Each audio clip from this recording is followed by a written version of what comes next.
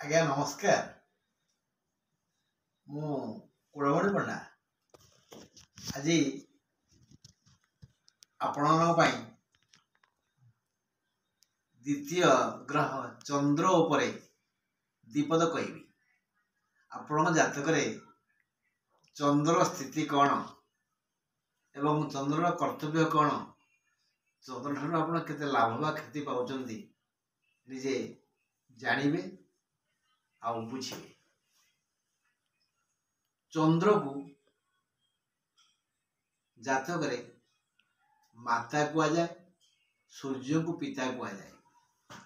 ଚନ୍ଦ୍ରର ସ୍ଥିତି ଅନୁଯାୟୀ ଆମେ ଆମ ମାର ସୁଖ କେତେ ପାଉ, ମାର ମମତା କେତେ ପାଉ, ବା ମାର ମମତା ଆଦୌ ପାଉନା, ବା ମା ପାଇଁ ଆମର ଦୁଃଖ ବଢ଼ିଯାଏ, ଏସବୁ କଥା ଆମେ ଆଲୋଚନା କରିବା। ପ୍ରଥମତଃ ଚନ୍ଦ୍ରକୁ ମନୋକାରକ ଗ୍ରହ କୁହାଯାଏ। ଚନ୍ଦ୍ର ଯାର ଯେତେ ଉଚ୍ଚରେ, ଯେତେ ଶକ୍ତିଶାଳୀ, ଯେତେ ଶୁଭ, ସେ ବ୍ୟକ୍ତି ସେତେ ସ୍ୱଚ୍ଛ ମନା, ନିର୍ମଳ ମନା, ପବିତ୍ର ମନା। ଚନ୍ଦ୍ରର ସ୍ଥିତି ଅନୁଯାୟୀ ବ୍ୟକ୍ତିର ସ୍ୱଭାବ ହେଇଥାଏ। ଚନ୍ଦ୍ର ଉଚ୍ଚ ବୃଷରେ, ତେଣୁ ଯେଉଁମାନଙ୍କ ଜାତକରେ ବୃଷରେ ଚନ୍ଦ୍ର ଥାନ୍ତି ସେ ବ୍ୟକ୍ତି ଦରିଦ୍ରର ସନ୍ତାନ ହେଲେ ବି ଧନୀ ହେଇଥାଏ। ତାକୁ ଚନ୍ଦ୍ର ସବୁ ସହଯୋଗ କରିଥାନ୍ତି। ତାର ଜ୍ଞାନ, ବୁଦ୍ଧି, ବିବେକ, ବିଦ୍ୟା ବଢ଼ିଥାଏ। ଏଥିପାଇଁ ସର୍ବଶ୍ରେଷ୍ଠ ଜ୍ଞାନୀ ଜ୍ୟୋତିଷ ଖନା କହନ୍ତି, ବୃଷେ ଚାନ୍the ବେଦ ବଖାନେ, ବିନା ପଢ଼ିଆନେ ଅକ୍ଷର ଜାନେ, ପାନିର ଭିତରେ ପାତେଇ ଫାନ, ଅବଶ୍ୟ ଚଢ଼େଇ ହାତିର କାନ। ବୃଷେ ବୃଷ ରାଶିରେ ଚନ୍ଦ୍ର ଥିଲେ, ବୃଷେ ଚାନ୍ଦ ବେଦ ବଖାନେ, ସବୁଠୁ ଜ୍ଞାନପୂର୍ଣ୍ଣ ଶାସ୍ତ୍ର ହେଲା ବେଦ। ସେ ବେଦ ଉପରେ ଜ୍ଞାନ ଲାଭ କରେ।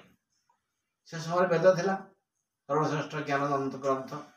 ବର୍ତ୍ତମାନ ବିଜ୍ଞାନ ଯୁଗରେ ଭିନ୍ନ ଭିନ୍ନ ଶାସ୍ତ୍ରର ବିକାଶ ହେଲାଣି। ତେଣୁ ବୃଷେ ବୃଷ ରାଶିରେ ଚନ୍ଦ୍ର ଥିଲେ ସେ ବିଦ୍ୱାନ ହୁଏ।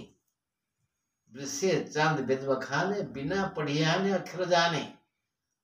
ତାକୁ ଯେମିତି ଉପରେ ଥିବା ପାଣିକୁ ସାମାନ୍ୟ ଟିକେ ବାଟ ଦେଖେଇଲେ ସେ ମାଡ଼ି ଆସେ ଏବଂ ତଳକୁ ଜଳାର୍ଣ୍ଣବ କରିଦିଏ, ସେମିତି ଆ ପାଇଁ ଗୁରୁର ଆବଶ୍ୟକ ନାହିଁ। ଯାହାର ବୃଷରେ ଚନ୍ଦ୍ର ଥାଏ ସେ ଦେଖିକିରି ଶୁଣିକିରି ଜ୍ଞାନୀ ହେଇଯାଏ, ଅର୍ଥାତ୍ ସେ ଜ୍ଞାନୀ ହୁଏ।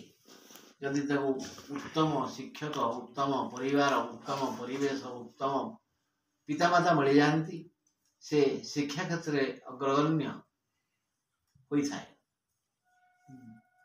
ଆଉ ପାନିର ଭିତରେ ପାତେଇ ଫାନ୍ତ, ପାଣି ଭିତରେ ବି ସେ ଉପାୟ ଚିନ୍ତା କରେ। ପାଣି ବୋଇଲେ ଜଳ ନୁହଁ, ପାଣି ବୋଇଲେ ବିପଦପୂର୍ଣ୍ଣ, ବିପଦଗ୍ରସ୍ତ ଅବସ୍ଥାରେ, ଦୁଃଖ ସମୟରେ, ଅନ୍ଧାର ଭିତରେ ସେ ଆଲୋକର ପ୍ରଦୀପ ଜାଳେ।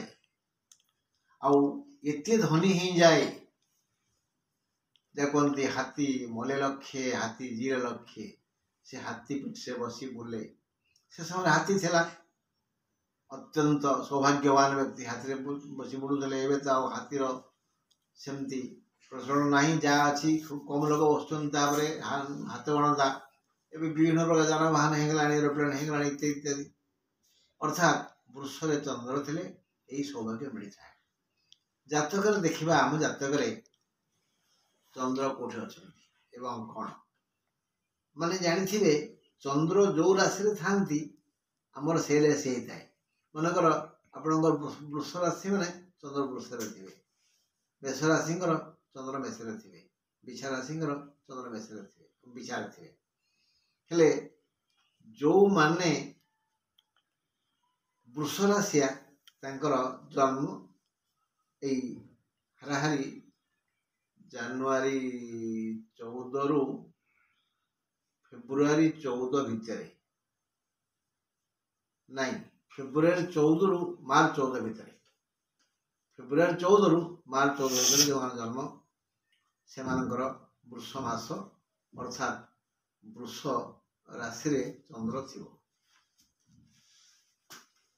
अच्छा तापर चंद्र शक्ति मु 2 दिन तले कही पूर्णमी चंद्र 16 कला स्थान पूर्व दिन चतुर्दशी एपटे प्रतिपद यही क्रम आम बढ़े गले शुक्ल नवमी ठारू पृष्ठ अष्टमी पर्यंत चंद्रंकर कला अधिक थाए चंद्रंकर अधा कला अधिक थाए शुक्ल पक्ष कला बढ़ी बढ़ी जाए पृष्ठ पक्ष कला कमी कमी जाए तेणु शुक्ल पक्ष शुक्ल नवमी ठारू पूर्णमी पर्यंत यही तिथि भितर जन्म हंती चंद्र सहायक होता चंद्र मन उच्च होता जदि क्रमश कृष्ण प्रतिपदार नवमी पर्यंत सप्तमी पर्यंत चंद्र थिबा बेले जन्म हंती पिला चंद्र जो जदिव कलायुक्त होता से मलिन कला या पर जो तिथि रहीगला शुक्ल अष्टमी पूर्व अष्टमी सप्तमी षष्ठी पंचमी चतुर्थी तृतीया द्वितीया प्रतिपद एपटे कृष्ण अष्टमी नवमी दशमी एकादशी द्वादशी त्रयोदशी चतुर्दशी अमावास्या ये जो तिथि मानक जन्म होता व्यक्ति चंद्र कौन सहायक हो न था चंद्र लाभ किसी मिल न था चंद्र नीच स्थान है बिछा चंद्र बिछार थिले तार सुफल से व्यक्ति की दे पारे मन को विचलित करे अस्थिर करे चंद्र नीचे थे चंद्र यदि वृषर अच्छा सांगे अच्छा बृहस्पति उच्चकोटीर जोग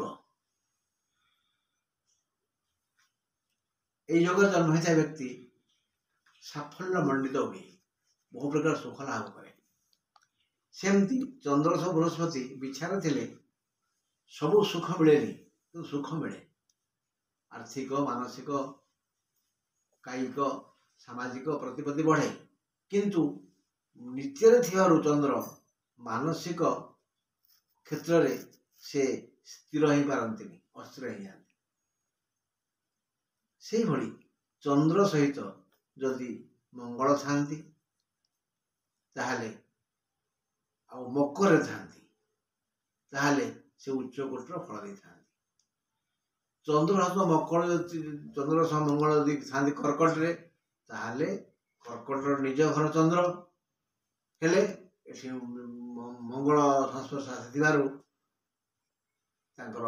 शक्ति कमी जाए से मानसिक क्षेत्र में आउ सबल हो पारती चंद्र सह रवि थिले भल फल दियंती से थांती वृषरे बा सिंहरे बा मेषरे बा मंगलरे बा धनुरे बा मीनरे चंद्र सह यदि शनि थांती राहु थांती केतु थांती ताहले भल फल दियंती नहीं शुक्र थे भल फल दियंती नहीं जदि वृषरे मान थांती वृष शनि वृष राहु वृष केतु कि वृष शुक्र ताहले चंद्र शक्ति कमाई जाती बंधु चंद्र विषय दीपद आलोचना कले आपण माने आपण यात्रा देखिए चंद्र स्थिति उपर विचार करेंगे जदि कौटी टी अवध रही जाए मो फोन नंबर दूसरी आपको मत पचारि पारे भेटी पारे साक्षात करें आम ये विषय दीपद आलोचना हो